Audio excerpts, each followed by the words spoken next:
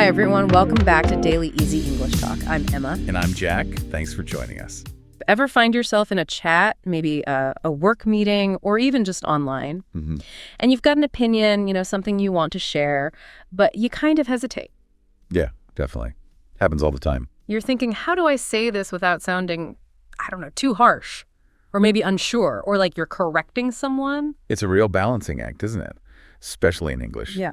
You want to get your point across, but you also want to be, polite and sound natural doing it. Exactly. And that's precisely what we're jumping into today. We're looking at some really useful ways shared by you, our listeners, for expressing opinions clearly, but also, respectfully.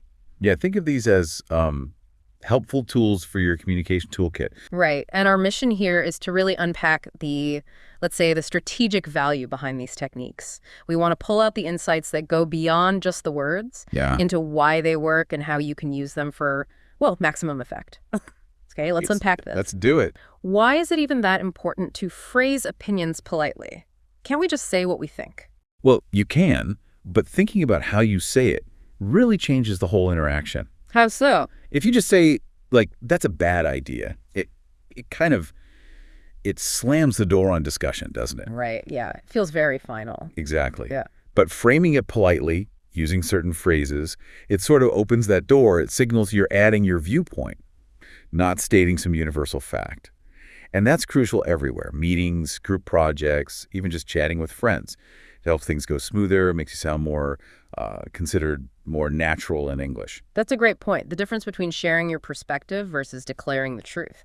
So these phrases we're looking at, they act like little signals. Pretty much. They signal, hey, here's my take, what do you think? Instead of, this is just how it is. And we've got 5 really common, really useful phrases highlighted here to help do that. Okay, let's hear them. What's the first one? The first one is probably the simplest, most common one you'll hear. I think. I think. Simple, yeah. But you hear it everywhere, don't you? Casual chats, work stuff. Totally versatile. It instantly softens what comes next. Makes it clear it's your thought, like the example given. I think this movie is really inspiring. Right. It's just your feeling. You're not telling everyone else they have to find it inspiring. Precisely. Direct. Personal. Okay, the next one up is, in my opinion. In my opinion. That one feels a little, maybe a bit more formal. Or like you've put more thought into it. It does, yeah. It puts a bit more emphasis on it being your specific viewpoint. Often useful when maybe there are differing views on the table, or it involves some judgment. Okay. The example we have is, in my opinion, we should start the project earlier. See how that frames a suggestion. It's your considered view, and it kind of invites others to share theirs too. Professional, but not overly stiff. Yeah, I can definitely picture using that in a team meeting. Yeah. Okay, what's next? This one sounds more relaxed. If you ask me. Oh, yeah, if you ask me. Very conversational, very friendly. It sort of implies you were prompted, right? Exactly. Or that you're offering it in a really casual, friendly way. Like, hey, since we're talking about it, here's what I think. The example nails it. If you ask me, that's the best restaurant in town. It's got that friendly advice vibe. Totally. You wouldn't put, if you ask me, in a formal report, would you? Huh? Probably not, no. Okay, next up. From my point of view? From my point of view. Okay. Okay, this sounds like you're looking at it from a specific angle, based on your own experience, maybe. Spot on. It suggests your opinion comes from how you're seeing the situation, maybe considering specific factors. It adds a more thoughtful layer. Great for discussions where you're exploring different sides of an issue. Okay, makes sense. The example is, from my point of view, it's a fair decision. It suggests you've considered it, and from your perspective, it seems fair. Right. It's about your vantage point. Got it. And the last one? The last one is, as far as I'm concerned. As far as I'm concerned. This feels a bit different again. Maybe a bit more formal than I think, but used when you feel quite strongly about something. Yes, that's often how it's used. It signals a personal stance, a belief, especially if the topic is potentially debatable. It clearly marks it as your own view. And yeah, sometimes it can sound a little more assertive while still being polite. Okay. Useful when you're stating where you stand on something significant. The example fits perfectly. As far as I'm concerned, everyone deserves a second chance. It's stating a personal conviction. Okay, wow. So we have, I think, simple, direct, in my opinion, more considered. If you ask me, friendly, casual advice, from my point of view, specific angle or perspective, and as far as I'm concerned, strong personal stance or belief, that's a really useful set of options. It really covers a range of situations. And honestly, the best way to get a feel for the nuances for when to use which is to see them in action. Makes sense. And conveniently, we've got some short dialogues here showing exactly that. Perfect. Let's do that. We can role play these little exchanges, and then we can break down why the phrase worked in that specific context. Sounds good. Let's start with that office meeting scenario, using from my point of view. Okay. So, what do you think about switching to the new software? Well, from my point of view, it could make our work more efficient. Okay, stop there. Let's unpack that. Using from my point of view in that meeting context, that feels important. Instead of just saying switching software will be more efficient, which sounds a bit like you've already decided or it's definite fact. Right. You framed it as your perspective. Exactly. It acknowledges that efficiency is something I see as a potential benefit, from my vantage point, maybe based on what I know about the software or my specific role. And strategically, it invites others to share their points of view, doesn't it? Someone else could jump in with, well, from my point of view, the training time might outweigh the efficiency gains initially. Precisely. It encourages a discussion of different angles, different factors, Right. rather than just a yes-no debate on my initial statement. Yeah. Makes the whole thing feel more collaborative. Yeah. It softens the claim, but still clearly states the benefit you see. Okay, good. How about something more casual? Just a chat, using I think. All right. Do you like that new coffee shop downtown? Oh, yeah. I think it's great. The atmosphere is so cozy. Okay. See how I think works there? I mean, just saying it's great is fine, Yeah. obviously. But adding I think makes it feel a bit more personal, right? Less like you're making some grand pronouncement about the shop's objective quality. Yeah, it feels warmer somehow, like you're sharing your experience, your feeling. It's pretty low stakes, keeps it light. And it signals, hey, this was my positive experience, which makes it easy for the other person to share theirs, even if it was different. It keeps the focus on the shared experience, the chat about the place, not on making some kind of definitive ruling on it. Okay. Next up, a group project situation. This one uses in my opinion. Right. So, should we include more visuals in the presentation? In my opinion, yes. I think it'll help explain the data more clearly. Okay, so here, in my opinion, it feels like it carries a little more weight than just, I think, doesn't it? Yeah, it does. In a project setting where you're actually making decisions, it signals that you've given it some thought.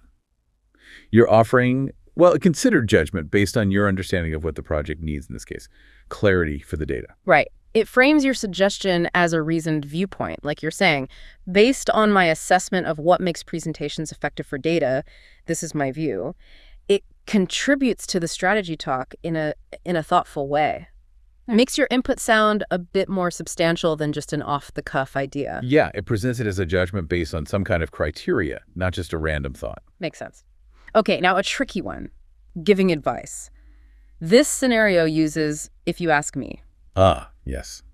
So, should I accept this job offer? Wow. Okay, well, if you ask me, you should go for it. It sounds like a great opportunity. Right. Now, this is a fantastic use case for, if you ask me, giving advice, especially on something big like a job. Yeah, high stakes. Very. And being too direct, like just saying you absolutely should accept it, that can sound really demanding, maybe even a bit dismissive of the other person's own thinking process. Right, like you're telling them what to do. If you ask me, softens it so much. It acknowledges they ask you, right? So your response is positioned as something they requested, not something you're just imposing. Exactly. It maintains their autonomy. You're offering your take because they invited it. It's respectful. It feels supportive too, and personal, like a friend sharing their genuine thought because you asked. Rather than some authority figure laying down the law, it's really about respecting their decision space. Well put. Okay, one more. A class discussion using as far as I'm concerned. All right. So what's your view on online learning? Well, as far as I'm concerned, it gives students a lot more flexibility. Okay. Using, as far as I'm concerned here, that feels strategic, especially in a discussion where people might have really strong, maybe quite different views. It clearly marks your statement as your personal stance, your belief on the matter. Right. It sets the stage. What you're about to say comes from your conviction, maybe your experience. It's particularly useful when you want to state your position quite firmly, but without necessarily claiming it's the universal truth or trying to speak for absolutely everyone. You're basically saying, this is my truth on this topic. Yeah, and it allows you to voice that strong opinion while still respecting that other people in the class might have totally different views they feel just as strongly about. Exactly. It fosters a discussion of varied viewpoints rather than just a head-on crash between absolute statements. And, if we connect this to the bigger picture, getting good at these variations isn't just about politeness for politeness' sake. Right. It's about controlling how your ideas are perceived, actually fostering better dialogue, and ultimately being more persuasive, more collaborative in how you communicate. It's about adding that layer of nuance, that strategic intent into your English. That's it. Okay. So how do you, the listener, take all this and actually make it a natural part of your communication? I guess the key is just conscious practice. Absolutely. Think about the situations you run into every day where you need to share an opinion. It happens all the time. Okay, so let's take those common situations. Your friend asks if you liked the new movie they saw. Right. Well, you could definitely use "I think," like we did earlier. Yeah, I think it was really exciting. Simple. Mm-hmm. But you could also go with something like, "Oh, if you ask me, it was brilliant." Maybe, especially if they know you love movies and kind of value your specific taste. Okay. So it depends on how enthusiastic or maybe how expert you want to sound. Yeah, exactly. Or how formal the friendship is, even. Okay. Next one. Your classmate asks what you think about online classes. Okay, this feels like a perfect spot for, in my opinion, or from my point of view. Maybe something like, well, in my opinion, the flexibility is a huge plus. Or, from my point of view, being able to manage my own schedule has been really helpful. Those sound, considered appropriate for talking about education. Right. And as far as I'm concerned, could work too, if you feel strongly based on your own experience. As far as I'm concerned, online learning is definitely the way forward. It just depends on how strong you want your stance to be and, well, the vibe of the conversation with your classmate. Gotcha. And the third one, your coworker asks if you support a new company policy. Okay, workplace context, policy talk. Generally, from my point of view, or in my opinion, are pretty safe professional choices here. Like, from my point of view, the new policy seems like it's trying to improve efficiency, or maybe, in my opinion, it does address some issues we've had for a while. Exactly. How does that whole process, that selecting the right tool for the job, build not just your language skills, but your actual confidence in communicating effectively? That's a great point. It feels like it shifts communication from just, getting the words out to making really intentional choices about the impact you want to have. Precisely. So, okay, the main takeaway, the core idea from this deep dive seems to be that learning and consciously using these polite ways to express opinions, it's a really powerful way to level up your communication in English. Mm-hmm. It lets you share your views with confidence, but also with that strategic consideration for who you're talking to and the whole situation. Yeah, it's really about making sure your ideas get heard and, importantly, respected.